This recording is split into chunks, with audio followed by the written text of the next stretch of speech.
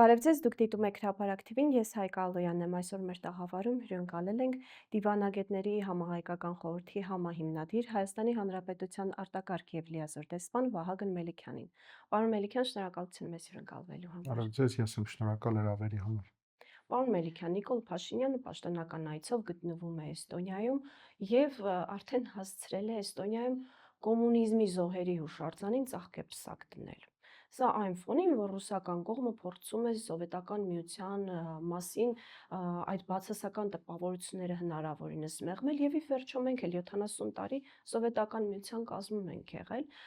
եւ այսօր Ռուսաստանի հետ ունենք դաշնակցային կամ դաշնակցային հարաբերություններ։ Ինչպես է գնահատում Նիկոլ Փաշինյանի այս քայլը։ Հերթական հակառուսական քայլ է, թե Սա տեղավորվում է այն խոսույթի մեջ, որ իրենք վերջին ժամանակներս փորձում են այսպես ներմուծել հասարակության շրջանակներին, դա այսպես կոչված անմիտ բալանսավորելու եւ բալանսավորման քաղաքականության ծիրով պետք է դիտարկել, իբր հավասարակշռություն են պահում եւ այս ամենը մայիսինյան սպասվելիք այցից առաջ մի երկրում, որը մաս է Բալթյան այսպես երկրների ընդհանրությանը եւ բավականին հայտնի է իր հակառուսական կեցվածքով, այստեղ խնդիրը դնել չդնելու մեջ չի, այլ խնդիրը բուն ինչու հիմա, ինչու այս օրերին եւ ինչ նպատակ էր հետապնդում այս ամենը։ Եթե դու փորձելու ես շեշտադրել, որ տեսեք, ես գնում եմ Էստոնիա, դրան պիտի հաջորդի նաև Մոսկվան, սա չի տեղավորվում իրականության մեջ, որովհետև եթե ծրագրել ես, ուրեմն այնպես պիտի կարողանաս դասավորել, որ որևէ պարագայում առանց այդ էլ այս խճճված ծուղակ տարած դաշնակցային հարաբերությունները չփորձես հերթական անգամ ոտնահարել, հա, բայց սա նաև այդ նշանն է, որ չմտածեք հանկարծ, որ ես գալու եմ Մոսկվա, այսինքն նորից դառնալու Մոսկվայի վերահսկողական ինչ-որ գործիք, խնդիրը այստեղ նա է, որ օրվա վարչախմբի ղեկավարը այլևս դառել է, այսպես ասենք, անհարգալից կամ չընդունվող կամ անկանխատեսելի գործընկեր, եթե մեղմ կարող ենք այդպես բնութագրել, այն պարզ պատճառով, որ արդեն որևորդ անգամ մենք տեսնում ենք, թե ինչպիսի ուլտիմատիվ տոնով են խոսում Հայաստանի հետ ոչ միայն մեր հակառակորդ կամ թշնամիները, այլ հենց այսպես կոչված գործընկերները, որովհետև արդեն որևորդ դեպքն է, որ թե Բրյուսելից, թե եվրոպական տարբեր մայրաքաղաքներից հնչում է այդ բանը, որ փորձ անգամ չանեք, ով որ գնա, եթե գնաք, ուրեմն սա կկասեցվի, այդ եթեի եւ ուրեմնի այնքան արդեն արտահայտություններ ենք տեսնում, սա ինչ է, սա հերթական անգամ սպառնալիք է թաքնված, սա հերթական անգամ ուլտիմատում է Հայաստանին ներկայացված, ոչ, սա պարզապես Հայաստանի վարած քաղաքականության, արտաքին քաղաքականության եւ չեղած դիվանագիտության արդյունքն է, այսինքն դու բերել ես հասցրել ես մի կետի, որ քեզ հետ կարող են նման տոնով խոսել, որովհետև դու դրան չես արձագանքում հավուր պատշաճի, կամ արձագանքում ես շատ անատամ, որովհետև եթե դու կարողանաս կասեցնել այդ ընթացքը եւ լսելի չդարձնել այլևս կամ պահանջել, որ նման տոներով եւ նման մոտեցումներով քեզ հետ չխոսեն, բնականաբար երանգները կփոխվեն։ Հիմա եթե դու ընտրել ես մի ճանապարհ, հա, որը ոչ միտեղ է տանում, ոչ թե փակուղի է, ինքը ոչ միտեղ չի տանում, հա, այս եվրոպական ուղղության վրա այսքան ծանրանալ է, հայտարարություն է, օրենքը անցկացնել է եւ այլն, սա ոչ միտեղ տանող ճանապարհ է։ Եկեք սա փաստենք եւ անցնենք առաջ։ Հիմա ես չեմ ուզում շատ ծանրանալ ինչու դա ոչ միտեղ տանող ճանապարհ է, որովհետեւ այնքան շատ են ապացույցները դրա եւ այնքան դրա դիմաց չստացածը շատ է, որ դա պայմանավորել միայն քաղաքակրթական, չգիտեմ, եվրոդիտորդների, Եվրոպան մեր կողքին է եւ այլն, վերացական որ սա վերացական է եւ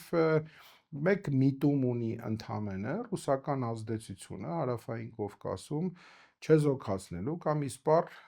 վերացնելու։ Դրանով իսկ հերթական անգամ գեներացնելով հակառուսական տրամադրություններ, այդ ամեն ինչը բնականաբար փաթեթավորվում է նաև, որ ռուսներն են մեղավոր այն ինչ որ կատարվեց Արցախում, ռուսները չարեցին այն ինչ որ պիտի անեին, ռուսները ունեն պարտականություններ եւ չեն կատարում այդ պարտականությունները եւ բնավ չի խոսվում հայկական կողմի դրա փոխադարձության մասին, հա, որովհետեւ ամեն ինչը ոչ միայն դիվանագիտության մեջ, նաև կյանքում փոխադարձություն է ենթադրում։ Դու ինձ ես քեզ այդ սկզբունքը հասարակ լեզվով ասած, դա միշտ է աշխատել եւ բոլոր պետությունների հետ է աշխատում, մանավանդ էս վերջին շրջանում, երբ տեսնում ենք աշխարհակարգի այս մեծ հսկա ու տարածական փոփոխությունները, սա շատ ավելի լուրջ հաշվարկներ է պահանջում եւ շատ ավելի լուրջ վերլուծություն է պահանջում, ինչը իսպառ բացակայում է օրվա իշխանությունների մոտ, այսինքն իրանք պահով առաջնորդվող են, որտեղից որ տաք քամիները կփչեն անպայման դեպի այդ կողմը գնացող, առանց հաշվարկելու, որ այդ տաքը ճանապարհին էլ սառը կարող է դառնալ, հետո սառնամանիք կարող է դառնալ, հետո ընդհանրապես սառի։ Այս իմաստով այդ պահանջատիրական մի հատ կեցված կա, էլի, որ դուք պարտավոր եք գաք ու այս բանը անեք, իսկ թե դու ինչ ես պարտավոր, դրանից միշտ փախուստ կա, դրանից միշտ այսպես մանիպուլյացիայով թռիչքներ կան, հեռանալ կա,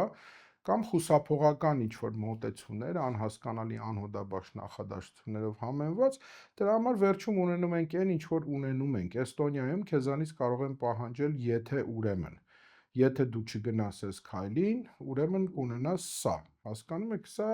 պարզապես անընդունելի է, եթե մեղմ ասեմ, եւ իրականության մեջ նաեւ որոշակի խառնվել է հենց այդ պետության ներքին գործերին։ Պետությունը ինքն է որոշում, ինքը ինչ պիտի անի, ինչ քայլերով պիտի առաջնորդվի Ի եւ վերջո ինչպես ում պիտի ազդեցության կառուցի, տակ եւ ի մտնի։ վերջո ում ազդեցության տակ մտնի։ Հիմա Հայաստանում փորձում են այն գաղափարը ներմուծել, որ մենք պետք է որևէ մեկի ազդեցության տակ չլինենք, բայց պարզից էլ պարզ է եւ դա չեն թաքցնի, դա կարող են շատ հասարակ մարդկանց համար թաքցնել կամ չերևացող լինի պարզ պատճառով, որ մարդիկ ուղղակի խորքով չգիտեն ինչ բան է, ասենք արտաքին քաղաքականությունը եւ ինչ բան է ընդհանրապես դիվանագիտություն վարել, էլ չասեմ, որ մարդիկ չեն տիրապետում աշխարհակարգի փոփոխությունները ինչի կարող են բերել, հասկանու՞մ։ Բացի այդ, մեր հասարակությունը շատ էմոցիոնալ է, սիրում է Շատ գեղեցիկ էմոցիոնալ, արտահայտություններ։ ականջահաճո արտահայտություններ, պոպուլիստական, այդ պոպուլիզմը, որ առանցքն է եւ այսպես ողնաշարային կառույցն է, նույն ՔՊ-ի եւ իրենց վարած քաղաքականության, այդ պոպուլիզմով դեռ շարունակում են կերակրել որոշ հատվածների։ Հիմա իրատեսականությունը ուրիշ բան է թելա, պրագմատիզմը ուրիշ բան է թելադրում, հասկանում եք, տեսեք շատ երկրների օրինակներ կարելի է բերել, որ ինչպես էին շատ ընդգծված մի վեկտորի վրա աշխատում, հետո հասկանալով այդ վեկտորի ոչ միայն անկանխատեսելիությունը, այլև ուղղակի աղետալի հետևանքները սկսեցին կողմնորոշվել ավելի այսպես մեղմացնել այն Դիրքորոշումը։ վեկտորների հետ, որտեղ շատ սուր հարաբերություններ կային։ Վերջի վերջո աշխարհն էլ ինքը կառուցված է եւ ուժեղների, եւ թույլերի միջև, եւ փոքր ու մեծ պետությունների միջև։ Այստեղ քո խնդիրը կարողանում է նրանում, որ դու որպես փոքր պետություն, ինչպես կարող ես կառուցել քո հարաբերությունները մեծերի հետ։ Կներեք արտահայտությանս ժողովրդի ասած չանատալը ոչ մի բանի չի բերում, որովհետեւ դա արձանագրվում է ինչ-որ միտեղ, պահվում է եւ շատ գեղեցիկ պահի օգտագործվում է հենց քո դեմ։ Այսինքն դու չպիտի անես այնպիսի քայլեր, որոնք հետագայում կարող են ուղղակիորեն օգտագործվել քո դեմ։ Դա նշանակում է դու պիտի լինես շատ հեռատես, դա նշանակում է, որ երբեք չպիտի սխալվես քո հաշվարկների մեջ, եւ դա նշանակում է խորը վերլուծական կենտրոնների, ուղեղների աշխատանք, որը նորից եմ կրկնում, իսկ իսպառ բացակայում է այս իշխանությունների մոտ։ Կամ մեկը, որ կայացնում է որոշումներ, կամ իրեն թելադրված այսպես ինստրուկցիաներ է բերում, ներմուծում ներհասարակական դաշտ, դրանով իսկ փորձելով կողմնորոշիչ քայլերի հերթական, այսպես ասենք, դրվագը մտցնել հասարակության մեջ։ Դա արվում է տարբեր մեխանիզմներով, տեխնոլոգիաներով, խոսող գլուխներով, թելադրված տեքստերով, անգիրարած նախադասություններով եւ այլն։ Այսինքն ինստիտուտ է, որը աշխատում է բրգաձև հենքի վրա, բրգի գագաթին բնականաբար ինքն է գտնվում միանձնյա, սա ես կարող եմ ուղղակիորեն արձանագրել եւ միանձնյա ձևով կատարվում է հրահանգավորումը, ով ինչ դերակատարում ունի, բնականաբար կա դերաբաշխում, բնականաբար կա մոտեցումների եւ մեղմ ձևակերպումների այսպես դերակատարներ, որոնք էլ տես պարբերաբար պիտի բերեն այդ խոսույթները, որի հեռագնա նպատակը շատ վտանգավոր է հենց նույն Հայաստանի համար, հասկանում եք, հեռագնա նպատակը չի տեղավորվում հաշվարկների մեջ, հեռագնա նպատակը այն թելադրածի ասածով շարժվելն է։ Իսկ իրենց հետաքրքրում է թե Բացարձակապես իրենք չեն կարող, բացարձակապես, որովհետև իրենք ընդամենը փոքր ակտորներ են, այսպես ասենք, երկրորդական դեր ստացած, այդ թվում նաև վարչախմբի ղեկավարը, որը ղեկավարում է ընդհանուր, հա, այդ խումբը երկրորդական դերերի նպատակը մեկն է, մանիպուլյացիոն ռեժիմով, մանիպուլյացիոն արտահայտություններով, այդ բալանսավորելու, բալանսավորվելու, բալանսավորված լինելու այդ հավասարակշռություն բառը փորձելու միշտ պահել եւ դա հետո գնալ տարբեր մայրաքաղաքներում տարբեր ձևով մատուցել։ Սա հոգնեցրել է արդեն ոչ միայն հասարակության ներսում տարբեր խավերի, այլ հոգնեցրել է հենց Հայաստանի սահմաններից դուրս, որովհետեւ դու դրանով դառնում ես շատ անկանխատեսելի։ Իսկ աշխարհը կամ մեծ մայրաքաղաքները պարզապես չեն ընդունում անկանխատեսելիությունը, նամանավանդ այս թոհուբոհի ժամանակ։ Այս թոհուբոհի ժամանակը շատ կարևոր է, ասեմ ինչու, որովհետև այստեղ է, որ ուրվագծում են վաղվա խաղացողները։ Ու հասկանում ով որ ուղղությամբ է Այո, գնում։ կան հիմնական խաղացողները, պարզ է արդեն որտեղ է դա գտնվում եւ ում միջև է դա։ Կան հիմնականից մի քիչ ավելի ներքև գլխավորները, որոնք բնականաբար ունեն ռեսուրսներ, ուժեղ պետություններ են, մարտունակ բանակներ եւ այլն, եւ կան շատ ավելի ցածր միջին եւ փոքրերը, որոնք այսպես թե այնպես պիտի փորձեն տեղավորվել ընդհանուր այս շարժերի, դիրքավորվել այս շարժերի մեջ եւ փորձեն իրենց ազգային օրակարգը, որը ի դեպ նույնպես բացակայում է Հայաստանում, այն ինչ որ տանում են իրենք, դա ամենավտանգավոր բանն է, դա գալիս արդեն մոտենում է այդ աղանդավորական տարբեր շարժումների, որովհետև երբ որ դու իրականացնում ես փակ միջոցառումներ, փակ ֆորմատի ու փակ ձևաչափի, թեկուզ վերցնենք այդ վերջերս լայն տարածում գտած այդ կրթությունը նորաձևության հետ կրթվելը նորաձև է, կրթվելը նորաձև է, մարդիկ նոր են հայտնաբերել, այսինքն մարդիկ փաստորեն այսքան տարի ապրելուց հետո որոշեցին, որ մենք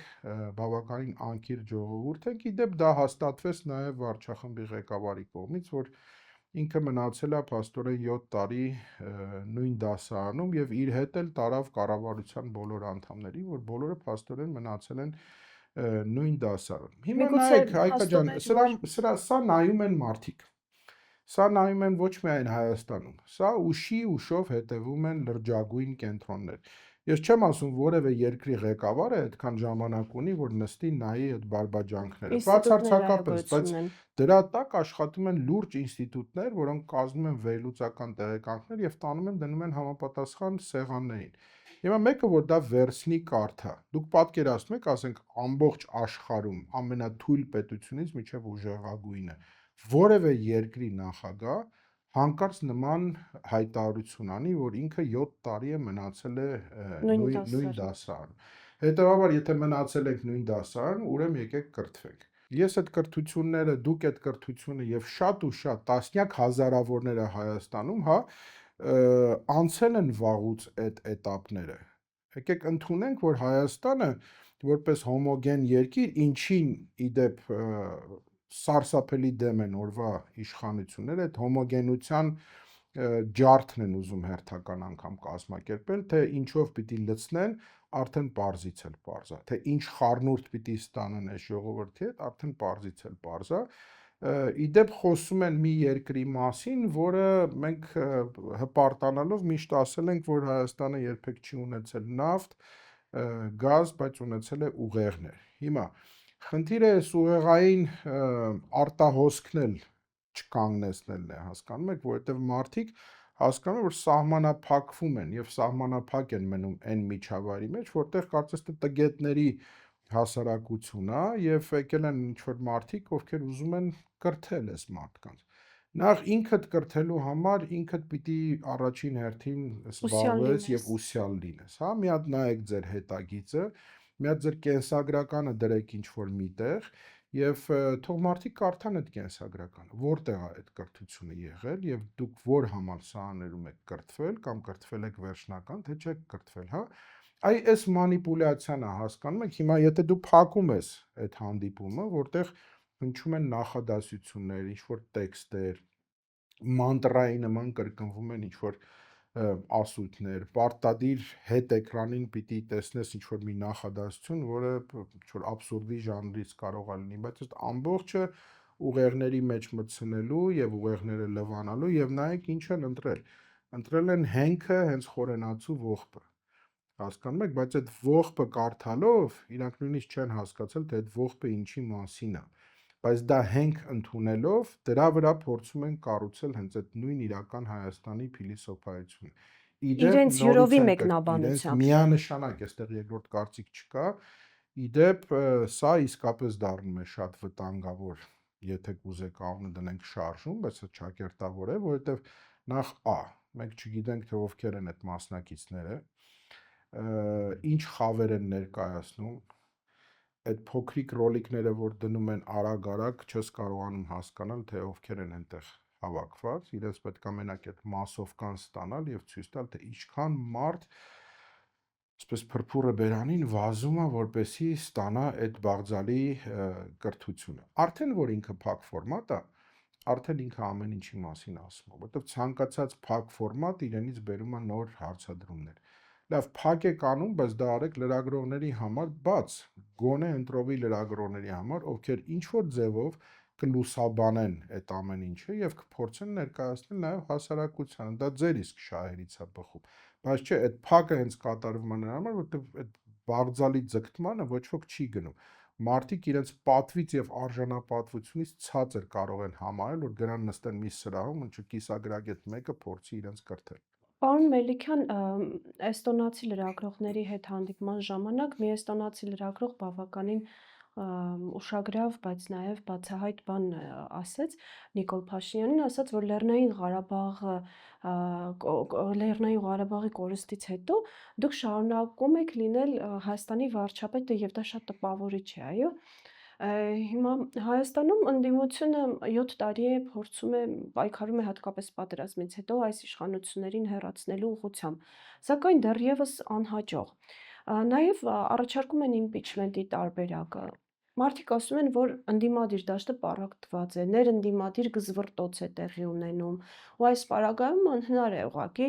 Նիկոլ Փաշինյանի հեռացումը։ Ինչ է կատարվում մեր ընդդիմադիր դաշտում։ Մինչև որ փուլը պետք է շարունակվի այս ինչ որ առումով նաև հասարակ մարդկանց համար անհասկանալի իրավիճակը։ Ու ի վերջո, որպեսզի նույնիսկ էստոնացի լրագրողները, հա, չտարակուսեն, թե ինչպես եղավ, որ Նիկոլ Փաշինյանը շարունակում է պաշտոնավորել Հայաստանում այսքանից հետո։ Այդ ինչպես եղավին այդ էստոնացի լրագրողին, եթե հնարավոր լինի ինչ-որ ձևով մեսիջ հասցնել, պետք է ուղղակի ասել նախընտրական պայքարի ժամանակ ձեր նախագահը կամ վարչապետը կարող է խաբեն իրանց ժողովրդին։ Խաբել է եւ դրանով, դրա համար տվել է խուսափողական պատասխան։ Ինքը ոչ չի կարող ասի, դե տեսեք, ես համոզեցի այս ժողովրդին, համոզում են միայն ստով։ Որովհետև այն իրավիճակը, երբ որ դու կա, վերջի վերջո դու պարտված ղեկավար ես, պարտված ղեկավարը պիտի հեռանա։ Պարտված ղեկավարը սա հակնդիր է, հակոտնյա է բոլոր դիվանագիտական գրված եւ չգրված մարդկային բարոյական արժեհամակարգիչներ, բարոյականից սկսած վերջացած բուն դիվանագիտականով, դասական տարբերակով պարտված ես պիտի հեռանաս, պարտվածը չի կարող բանակցել։ հոգեբանական առումով, ես սա իր մասին չեմ ասում, ես ընդհանրապես կերպարի մասին եմ, հոգեբանական առումով դու չես կարող, որովհետև դիմացդ նստած է հաղթող եւ այդ հաղթողը դնելու է պահանջներ, հա, ցանկացած պատերազմի մեջ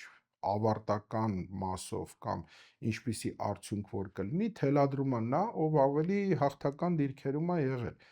Եթե պարտվողը ի սկզբանե ձեռքերը բարձրացրել է եւ շարունակաբար պահում է բարձրացրած եւ չի իջեցնում, իրեն միշտ տրորելու են, իրա վրայով միշտ անցնելու են, պահանջները դնելու են, պահանջների կատարումը ստանալու են։ Սպառնալիքով կլինի, վախով կլինի, այլ մայրաքաղաքների հետ ճիշտ աշխատանքով կլինի, դա արդեն վերաբերվում է այդ նույն հաղթող կողմին։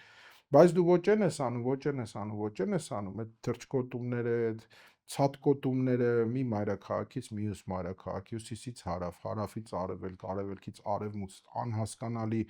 ուղղություններով տեղդ էլ չես գտել, քո տեղը Հայաստանն է։ Հասկանում եք, Հայաստանը կիզակետն է, որից պիտի բխեցվի մնացած ամեն ինչը։ Նույնիսկ դա չես արել։ Հիմա ամեն անգամ մենք ընկնում ենք էլի նույն թակարդը եւ փորձում ենք մեկնաբանել բաներ, որոնք իրականության հետ, դիվանագիտության հետ, ընդհանրապես կյանքի փիլիսոփայության հետ աղերս չունեն, հասկանում Դրանում է իր ֆենոմենը։ Դրանում է այդ ֆենոմենը, այո, ինքը չի կարող, չէ՞, էստոնացի լրագրողին ասի, գիտեք, ես մի հատ այնց ստի ու կեղծիկի փաթեթավորում եմ կարողացել ստանալ եւ այդ սարսափելի վիճակում գտնվող դեռ արյունը վերքերը չսպիացած մարդկանց երեսին նայելով այնքան սուտ եմ ասել, այնքան եմ համոզել, որ ես բերում եմ այդ խաղաղությունը, ինձ պահեք եւ շատ քիչ է մնացել, հասկանում եք։ Հիմա այդ մարդիկ էլ այդ իրավիճակում, եթե վերջնենք այդ համատարած անտարբերությունը, որովհետև տասնյակ հազարավոր, 100,000 ուղղակի թքած ունենային, իրենք գնացել էին իրենց հարազատների, իրենց ընտանիքի ներկայացների, որդիների, զավակների ետևից, հասկանում եք, այդ իրավիճակում մարդկանց ասես վեկած գնա քվեարկի,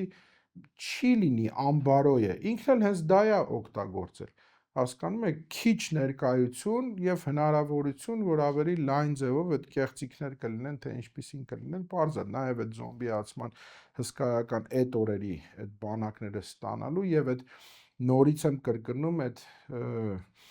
նեյրոազդեցության դրանք նախադասություններ են, դրանք տեխնոլոգիաներ են, դրանք խոսույթներ են, մտնելու ուղղակի մարդկանց ուղեղների մեջ, այն ուղեղների, որոնք դեռ չեն սթափվել, որոնք դեռ չեն հասկացել, թե ինչ է կատարվել 2020-ի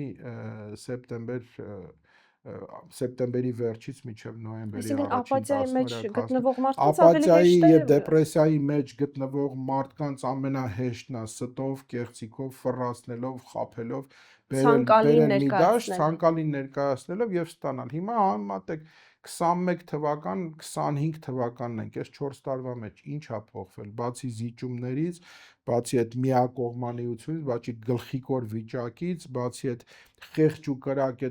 այդ նկարները, այդպես նայում ես, ասում ես, ամոթ ես զգում, որ քո պետության ղեկավարը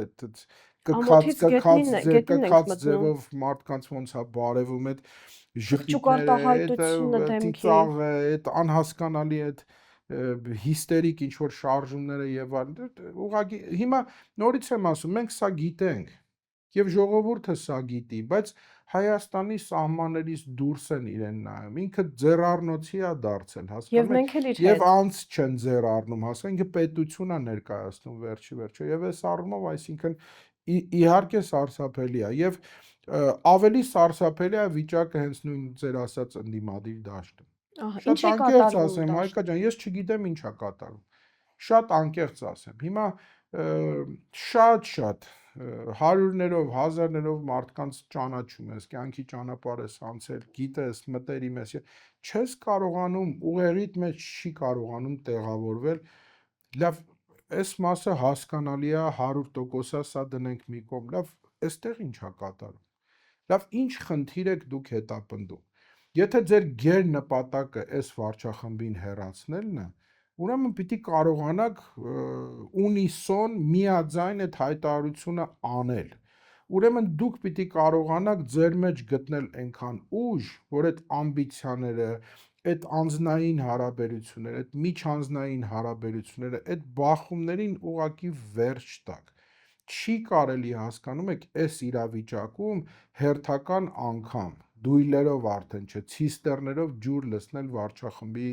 ջրաղացին։ Չի կարելի, պարզ պատճառը, որովհետև եթե դու հետապնդում ես նպատակ եւ քո գերնպատակը պիտի լինի օր առաջ այս իշխանություններից ազատվելը, որովհետև աղետաբեր են վերջի վերջո։ Չկա մի փոքր կետ, որտեղ մենք կարող ենք գալ ընդհանուր համաձայնության, որ այս կետում իրենք հասել են հաջողության։ Եվ սա միայն խոսքեր չեն, սա վերլուծության արդյունք է, թե արտաքին ճակատում, թե ներքին ճակատում, թե տնտեսական բլոկում, թե սոցիալական բլոկում, վերջի վերջո վերցեք ամենավերջի խայտարակությունն Արցախահայերի հետ կապված։ Մեր քույրերի եւ եղբայրների հետ կապված, իրենք եկել են իրենց հայրենիքի մի մասից, իրենց բնօրանից, ծննդավայրից, հայրական օջախից եկել են իրենց իսկ հայրենիք, որը այդպես են իրենք մեծացել, գիտեն Հայաստանը ով է իրանց համար։ Եվ Հայաստանում տեսեք այդ վերաբերմունքը նույն իշխանությունների կողմից։ Շատերը ներողություն են խնդրում իրենց գրած տառապանքների համար, ասում են, խնդրում եմ, շատ արցախցիների մոտ եմ նման գրառումներ տեսել։ Մարդիկ ներողություն են խնդրում իրենց տեսած տառապանքների համար, սա Սա ֆաշիզմի նորից եմ դրսևորում չի, ասում, պարոն սա Մելիքյան, ֆաշիզմից էլ ավել է եւ այդքան որ ասում ենք մենք պատմական տարբեր դրվագներում կորուստներ ենք ունեցել, երևի թե այս իրավիճակներն են եղել լատենտ թե կյանքով մարդիկ, որոնք եկել են առաջ եւ ամբողջ իրավիճակը կարողացել են այնպես ջարդ ու խորթ անել ու այնպես պառակտել, իսկ պառակտված ժողովուրդը, հասկանում եք, երբեք չի կարող հասնել հաջողությունների։ Այդ եւ այստեղ բաժանիր, որ տիրեսի խնդիրը չի, հեռացրու, ուրացիր, մի ընդունիր, մի հետևիր այն ինչ որ քոննա ինքնությունը տա, հավատքը տա, դավանանքը տա, չգիտեմ, կրոնը տա, քո ամբողջն է, քո էությունն է, քո երակներն են, քո արյունն է, սա մերժվում է, հասկանում եք, եւ ես իզուր չասեցի այդ նորաձևության հետ կապված, այո, առանցքային հիմնական հարցերը հենց սա ջարդելն է։ Այսինքն, եթե նկատել եք միասնականության գաղափարը շատ վաղուց արդեն դարել է ինչ-որ երազական մի բան։ Միասնականությունից, կոնսոլիդացիայից որևէ խոսք անգամ չկա, իսկ կոնսոլիդացիան ու միասնականությունը ով է ձևավորում։ Օրվա իշխանությունը։ Եթե ինքը չգնաց այդ քայլին, չի լինի այդ կոնսոլիդացիան, հասկանաք, ինքը ընդհակառակը անում է լրիվ հակոտնյա բաներ, որոնք դրանց հետ կապ չունեն, որովհետև ինքը շատ լավ հասկանում է, եթե միասնական լինի, այստեղ իրավիճակը միանշանակ փոխվող։ Եվ ոչ իր օգտին։ Պարոն Մելիքյան, ընդդիմար դաշտում գլխավոր խանգարողները կամ չմիացողները, հա, գլխավոր խաղացողները ովքեր են, որ համառորեն չեն կարողանում միավորվել, մի կողմ դնել ամբիցիաները։ Հասարակության շրջանում արդեն խոսում են, որ մենք ընդդիմություն չունենք։ Այդ կարծիքը Դե հենց դա է, էլի հասկանում եք, որ ես ուղղակի իսկապես ինձ համար անհասկանալի է այն ինչ որ կատարվում է ընդդիմադիր դաշտում։ Նորից, եթե իշխանությունը կամ վարչախումբը արդեն չի տիրապետում այն իրավիճակին, որ աջ ու ձախ ձեռքի խնդիր է առաջանում, ընդդիմությունը նույն իրավիճակի մեջ է հայտնվել եւ սա իշխանության պրոյեկցիայի խնդիրը չի։ Սա պարզ չհասկանալն է, որ այս ամեն ինչը ոչ միայն փակուղի է տանելու, այս ամեն ինչը ավելի ուժեղացնելու է առանց այդ էլ չեղած ու գոյություն չունեցող վարկանիշը նույն իշխանությունների։ Սա գոնե մենք բոլորս տեսնում ենք եւ դա միայն գելափը չի, դա միայն տարբեր ուսումնասիրությունները կամ սոցիալական հարցումները չեն։ Դա տարական, այսպես ասենք, անանուն բաները, փոլերը չեն Telegram ալիքներով կամ Facebook-յան ալիքներով, բնավ ոչ, սա մեր կյանքն է, հասկանում եք, դուք երբ որ խոսում եք մարդկանց հետ, երբ որ դուրս եք գալիս, երբ որ այն քաղաքականությունը, որ տարվում է, ջարդելու է ժողովրդի մեջքը, ջարդելու գործարարի մեջքը, ջարդելու բիզնեսները, ջարդելու մանր ու միջինը, հա, բավարարվելով մի քանի, այսպես ասենք, մեծահարուստների ձեռքում գտնվող որոշակի գումարներով եւ այն հոսքերն էլ դրսից որ գալիս էր, դա էլ է արդեն սկսել կանգնել, հասկանում եք, բյուջեն լցնելու խնդիր կա։ իսկ բյուջեն չի լցվում ոչ մի ձևով։ Դրա համար ինչա պետք էլի բերել գումարներ, էլի լցնել, էլի այս խեղճ ժողովրդին, հա, Հերոս իրենց հարկատու համար խեղճ կարգել։ ժողովրդին կարգել հերոս հարկատու եւ ասել, գիտեք, եթե ուզում եք, որ մենք պետություն ունենք, խաղաղություն ունենք, բարեկեցիկ ապրեք, դուք միշտ այս հարկերը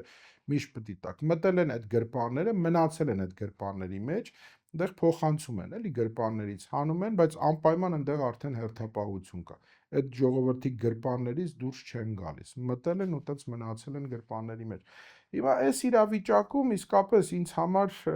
հանելուկային է, էլի այս ընդդիմադիր դաշտում։ Լավ,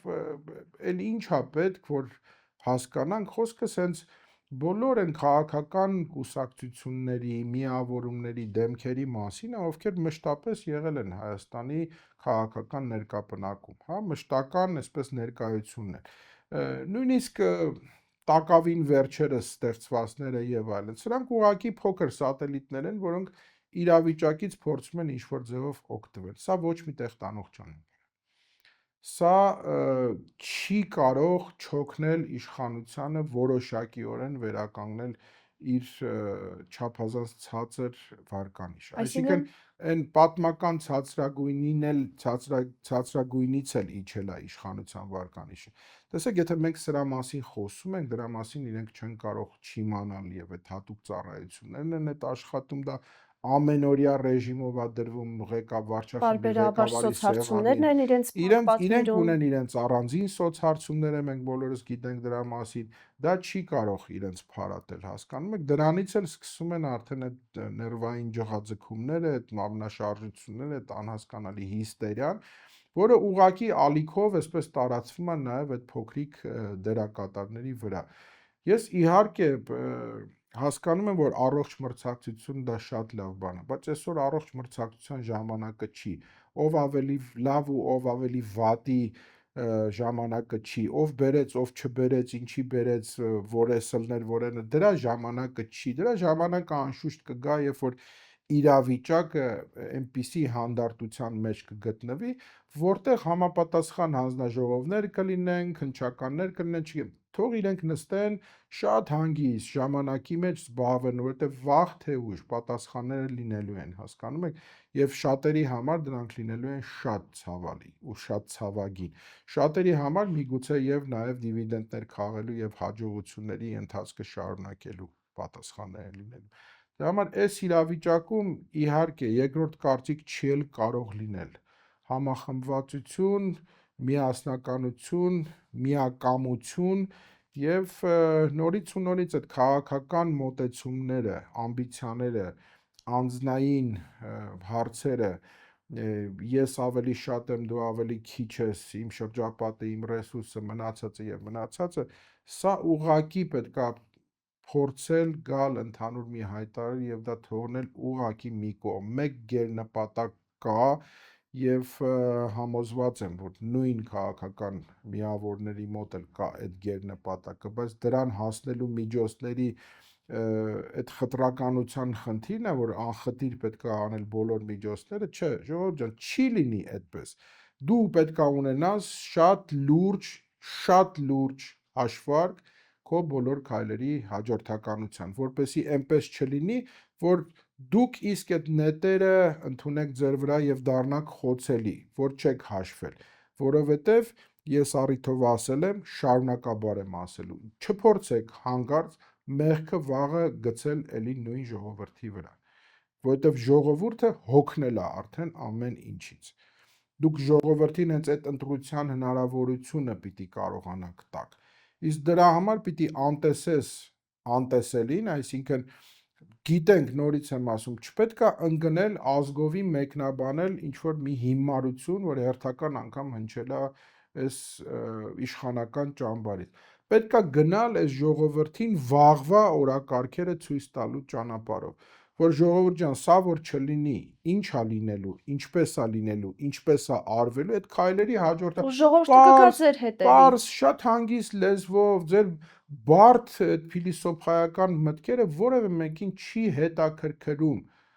Այդ հաջողության գրավականը ճակերտավոր իշխանությունների նաև այդ պարզ լեզվով խոսելու մեջ է կայանում, հասկանում եք, մի գնացեք այդ բարձ ստորադասականների հետևից, դա շատ նեղ շրջանակի համար է, որոնք կհասկանան եւ այդ նեղ շրջանակում էլ կփակվի այդ գաղափարը։ Դուք խոսեք այդ ժողովրդի մեջ, գնացեք շրջաններ, մի դուրս եկեք մարզերից, մտեք գյուղեր, մտեք գյուղացու տուն է, այդ փայտից փոքրիկ աթոռը դրեք, նստեք եւ խոսեք այդ Եվ ի վերջո գյուղացու հետ։ մարզերում Այ հենց ձեր համակիների հետ շատ մի լավ կլինի, հանդիպեք։ որ հենց ընդդիմությունը կարողանա իսկապես համախմբվի եւ աշխատանքի բաժանում թող լինի, ուղղակի ցրվեն ամբողջ Հայաստանով, Երևանը պարզ է, միշտ ընդդիմադիր եղել է եւ ընդդիմադիր էլ մնացել է։ Դուք պիտի գնաք եւ բացատրեք թե ինչու, ոչ թե խաբեք այդ ժողովրդին։ Ինքը չի սիրում խաբվել, բայց պատժել կարողանում է, հասկանում եք, որովհետեւ ինքը ընդունում է եւ համբերատար լսում է, եթե իհարկե կարող ես բացատրել շատ հասարակ լեզվով, թե ինչու է այսպես։ Որովհետեւ երբ որ մարդկանց հետ սկսում ես խոսալ, Հայկա, շատ հետաքրքիր բան կա։ Ոչ թե մարդուն հեղափոխելու հարց ունես, այլ փաստերով, ապացույցներով ուղղակի խոսում ես հետը։ Եվ այդ համադրության մեջ ինքը սկսում է արդեն ուրիշ ձևով մտածել։ Հատկապես Ես չեմ գյուղացի խոսում մարդիկ այդ շատ ուղեղը, ավելի բաց ես են։ չեմ խոսում ուղեղը հանածների մասին, դրանք միշտ եղել են եւ միշտ էլ լինելու են, ամբողջ աշխարհում դա կա։ Ես խոսում եմ գոնե այն մարդկանց մասին, ովքեր չեն կողմնորոշվում ինչա կատարում։ Ես խոսում եմ այդ 47-48%-ի մասին, ովքեր տանն են մնալու եւ հերթական անգամ չեն գնալու քվյախցիկներ, հասկանում եք։ Ես այդ մարդկանց մասին եմ խոսում, որովհետեւ այդ մարդիկ արդեն հոգնել են ամեն ինչից։ Հոգնել են այդ նույն դեմքերից, հոգնել են այդ նույն Նույն նախադասություններից, հոգնել են խոսույթից։ վերջի վերջո խաբվելուց, հասկանում եք, չի կարելի։ Ժողովուրդը այնպիսի մի ուժ է իրենից ներկայացնում, որ ինքը ինքն էլ կարող է ինքնակազմակերպվի, այդ ժամանակ պետքա թողնել ու փախնել, որովհետև դրա այդ ցասման առջև այլևս չես կարող կանգնել։ Հիմա իշխանությունների հաշվարկը որտեղ է, որ լավ միջև որ ամպլիտուդն են բերելու, այդ ցասում այդ պայթյունը մի վայրկյանում է լինելու, մի ակնթար ոչ թե տենց օրերով պիտի գա եւ պայթելու է ինչ որ միտեղ, որովհետև այն ամեն ինչը ինչ որ կա այսօր Հայաստանում աբսուրդ է եւ արհեստական օրակարգ է։ Այսինքն անոմալ երևույթները չեն կարող երկար ձգվել եւ վաղ թե ուշ, այդ ուշն էլ արդեն ես վաղուց չեմ ասում, շատ վաղ եւ շատ արագ պայթելու է այդ ամենը։ Բայց որը շատ Այ դրանից վտանգավոր։ պետքա վախենաք, այո, որը սարսափելի վտանգավոր բան է։ Այդ սրա մասին եմ ասում, որովհետեւ դրանից էլ միանշանակ օգտվելու են հենց Հայաստանի թշնամիները։ Այ այստեղ դու պետքա կարողանաս այնպիսի ճիշտ ձևով դիրքավորումդ եւ ասույթդ բերես, որ այն փոքրիկ պաուզան, որ քեզ պիտի տրվի այդ փոփոխությունների շրջանում, դու կարողանաս շատ արագ ձևով ի նպաստ քեզ օգտագործել։ Այստեղ է հարցը։ Համար ասել, որ խելացի մարդիկ չկան, դուք չեք երևակայի ինչքան խելացի մարդիկ կան։ Ես մեկ-մեկ զարմանում եմ, որ այս իրավիճակներում որտեղից էլի այս փոքրիկ ժողովրդին այդքան պայծառ ուղեղներ։ Մեկ-մեկ էլ այտենց կատակով ասում եմ, երևի այդքան շատ պայծառ ուղեղ էլ պետք չի, որտեղ այդ պայծառության արդյունքն էլ այդ ինդիվիդուալիզմի վրա կենտրոնանալով այդ բախումն էլ կա։ Այստեղ էլ խանգարիչ հանգամանք կա։ Բայց նորից եմ այդ պայծառ ուղեղները հենց վաղվա ուղեղներն են լինելու։ Այդ նրանք են, ովքեր որ տանելու են Հայաստանը։ Այդ նրանք են, ովքեր անգամ 1000, անգամ 10000 դժվարին իրավիճակա լինելու փոփոխությունից հետո իրենք այդ իրավիճակից Հայաստանը հանելու են։ Սա միանշանակ է, այստեղ երկրորդ կարծիք չկա, որովհետև նույն ընդդիմադիր դաշտում հենց համախմբված է եւ կուլմինացիան է բոլոր այդ ուղեղների։ Ինչի իշխանությունը մշտապես վանում է, որովհետև իրենց խելացի մարդիկ հարկավոր չեն։ Պարոն Մելիքյան, շնորհակալ եմ շատ հագեցած, Ես շատ եմ անկեղծ ու շնորհակալ։ շատ հետաքրքիր զրույցի համար։ Հիշեցնեմ, այսօրվա մեր հյուրն էր Դիվանագետների համահայկական խորհրդի համահիմնադիր, Հայաստանի Հանրապետության արտակարգ եւ լիազոր դեսպան Վահագն Մելիքյանը։ Ես Հայկա Ալոյանն եմ, դուք դիտում եք Հրապարակ TV-ն, հաջողություն։